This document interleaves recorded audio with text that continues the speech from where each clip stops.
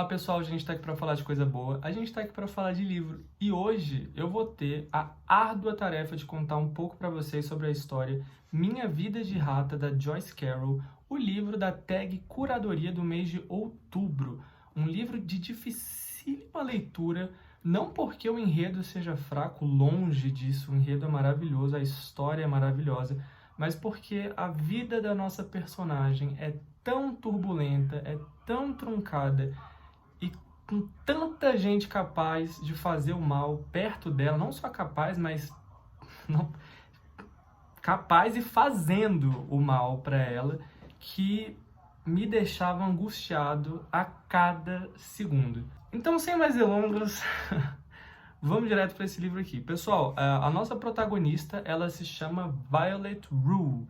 E a Violet, ela tem 12 anos quando a história começa.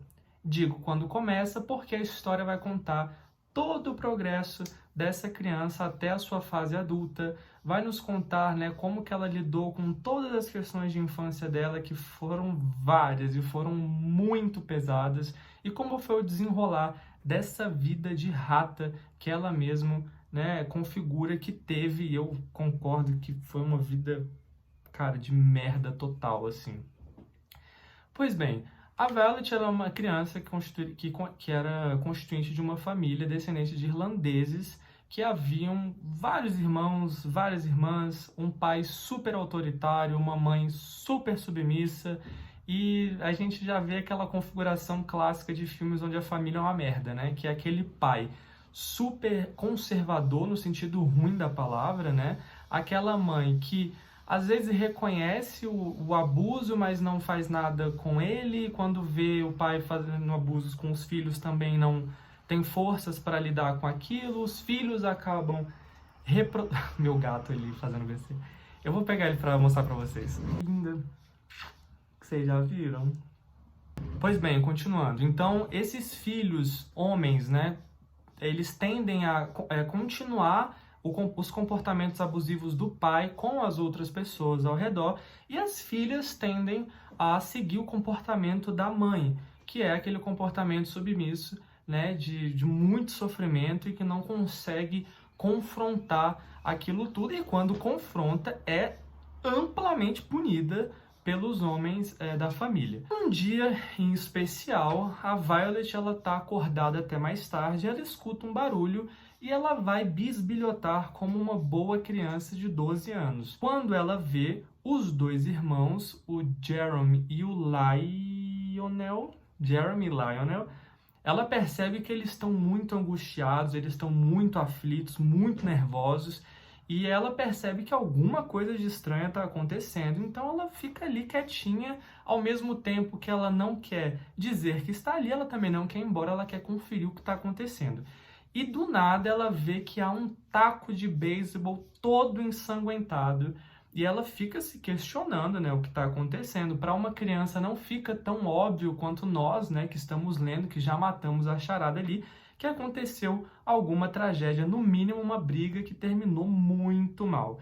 E pessoal, é exatamente isso que acontece, né? No outro dia é anunciado que um atleta negro do colégio deles havia sido morto no meio da rua com uma cacetada na cabeça. Quando a Violet sabe disso, ela já mata a charada e os irmãos descobrem que ela havia visto aquela cena toda. Mas ela promete que não vai contar para ninguém. A Violet ela sempre teve um desejo de participar do grupo masculino da família. Ela queria muito que o pai admirasse ela queria muito que os irmãos fossem amigos dela, porque ela era amplamente ignorada em todos os momentos pela casa.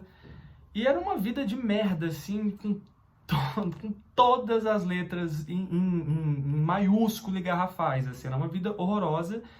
E ela começa a ficar muito angustiada, porque por mais que ela seja criança, por mais que a situação esteja um pouco confusa para ela, ela sabe que algo muito grave aconteceu, ela sabe que não está certo, e aquilo fica preso nela até o ponto que finalmente ela acaba falando.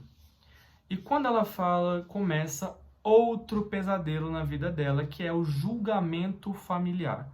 Pessoal, todos da família julgaram o que ela fez, todos quiseram que ela se fudesse, todos consideraram uma ampla traição ela ter contado que viu os irmãos chegando com esse taco de beisebol e contado que eles esconderam num jardim. Esse taco ele foi descoberto, os irmãos foram presos e ela foi expulsa de casa aos 12 anos. Então, a vida da nossa protagonista começa dessa forma. Uma criança de 12 anos que testemunhou não o assassinato em si, mas ela testemunhou os assassinos falando sobre, com a arma do crime, contou, foi expulsa de casa, o pai não falava mais com ela, os irmãos não falavam mais com ela, as irmãs pediam para ela não ligar porque as coisas estavam muito quentes em casa e elas tinham medo dela ligar e aquilo efervescer e elas se darem mal. Então ela foi excluída da vida familiar dela.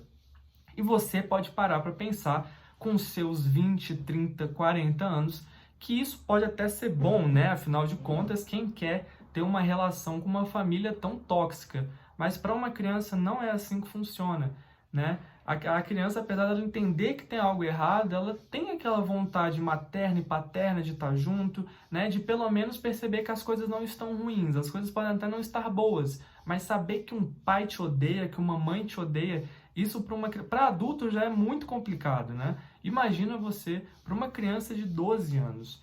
Então a Violet vai crescendo, vai tentando, né, crescer e ser uma pessoa na medida do possível saudável, né, psicologicamente falando. E pessoal, apesar dela ser uma pessoa muito forte, ela infelizmente teve exemplos muito ruins que acabam fazendo com que ela tenha escolhas ruins e acabam conhecendo pessoas podres assim, acaba que ela vai se metendo cada vez mais em situações de abuso, em situações invasivas, em situação de falta de respeito. E é muito aflitivo ler essa história, muito mesmo, porque dá vontade de entrar na história e falar: porra, parem! Ela é uma criança, alguém precisa auxiliar ela, alguém precisa dar afeto, dar amor pra ela, as coisas não estão certas, entendeu? E falar pra ela, olhando no olho dela, falar: Violet, você tá certa, você fez o certo, você merece uma família, você merece amor, sabe? Cara, eu fiquei maluco, velho. Maluco, porque é tanta gente incompetente de merda na vida dela, e ela, sabe, você percebe que aquela Violet criança, né, no final da história, eu não vou dar spoiler, mas enfim, ela vai tendo uma construção, né, do que é certo e que é errado, e principalmente de como confrontar isso, mas é um longo caminho até ela chegar lá, e até ela chegar lá é muito sofrimento, é muita bosta, assim, e cara, eu falando assim, pode parecer que o livro não é tão bom, mas ele é muito bom.